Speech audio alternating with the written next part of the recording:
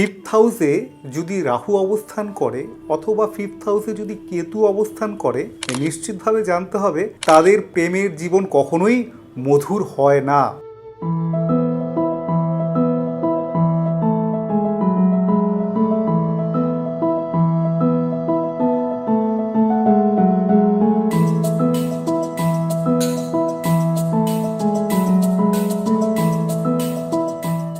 নমস্কার, আমি শ্রীনির্মল। প্রত্যেক দিনের ন্যায় আজকেও একটা নতুন সাবজেক্ট নিয়ে আলোচনা করছি।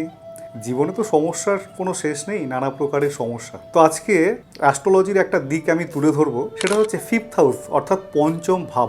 পঞ্চম ভাব থেকে আমাদের প্রেম, প্রণয়, আমাদের রুচিবোধ, আমাদের ভালোবাসা, আমাদের বেঁচে থাকার আনন্দ, তার সাথে যেটা হয় ফিফথ হাউস থেকে সন্তান স্থান, এই জায়গাগুলো কিন্তু বিচার হয়। অর্থাৎ ফিফথ হাউসের একটা কিন্তু খুব বড় ভূমিকা আমাদের জন্মছকে রয়েছে। এই ফিফথ হাউস যদি কোনোভাবে ডিস্টার্ব হয় তাহলে কি হবে? তো আজকে মূলত যেই দিকটা আমি তুলে ধরবো সেটা হচ্ছে প্রণয় অর্থাৎ লাভ। ফিফথ হাউসে যদি রাহু অবস্থান করে অথবা ফিফথ হাউসে যদি কেতু অবস্থান করে, নিশ্চিতভাবে জানতে হবে তাদের প্রেমের জীবন কখনোই মধুর হয় না।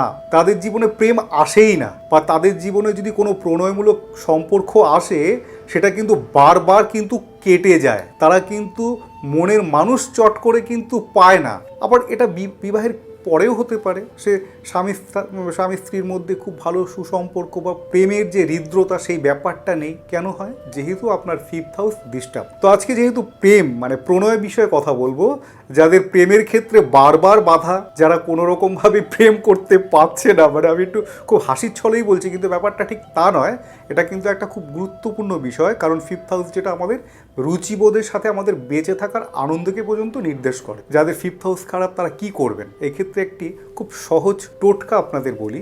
আপনারা সেটা করতে পারেন কোনো শুক্রবার, কারণ শুক্র হচ্ছে আমাদের রুচিবোধ, শুক্র হচ্ছে আমাদের ভালো লাগা, আমাদের ভালোবাসা। এই ক্ষেত্রে শুক্রবারকেই কিন্তু আমাদের বেছে নিতে হবে। শুক্রবার যেটা আমাদের করব, একটা কোনো লাল ধাগা নেব, তার মধ্যে 5খানা গিট বাঁধবো। 5খানা গিট বেঁধে সেটা আমরা কি করব, কেশরের সাথে জল দিয়ে সেই ধাগাটাকে আমরা ভিজিয়ে রাখবো অন্তত 1 ঘন্টা। কেশরের জলে ওই ধাগাটাকে ভিজিয়ে রেখে শুক্রবার দিন কিন্তু আমরা ওটা হাতে গিট বাঁধবো। যেমনভাবে আমরা ধাগা পরি ঠিক সেইভাবে আমরা কিন্তু যেটা লাস্ট গিট বাঁধছেন ওটা বাদ, কিন্তু মেন ধাগার মধ্যে যেন 5খানা গিট থাকতে হয়। তো এইভাবে আপনি প্রত্যেক শুক্রবার করে সেই ধাগাটাকে চেঞ্জ করুন। দেখবেন আপনার মধ্যে একটা অসম্ভব পরিবর্তন আসবে, একটা অসম্ভব বেঁচে থাকার আনন্দ, একটা নিজের মধ্যে একটা স্বতঃস্ফূর্তি ভাব। তার সাথে যেটা দেখবেন সেটা হচ্ছে যে ভালোবাসার মানুষকে আপনি ঠিকভাবে আপনাকে বুঝছে না, বা আপনার জীবনে সেইভাবে আসছে না, কোনো না কোনোভাবে সে আপনাকে ভুল বুঝে বারবার সরে যাচ্ছে। আপনার জীবনে একাধিকবার প্রেম এসছে কিন্তু কোনোটাই স্থায়ী হয়নি বা সুখের হয়নি, বা আপনার জীবনে প্রেম আসছেই না।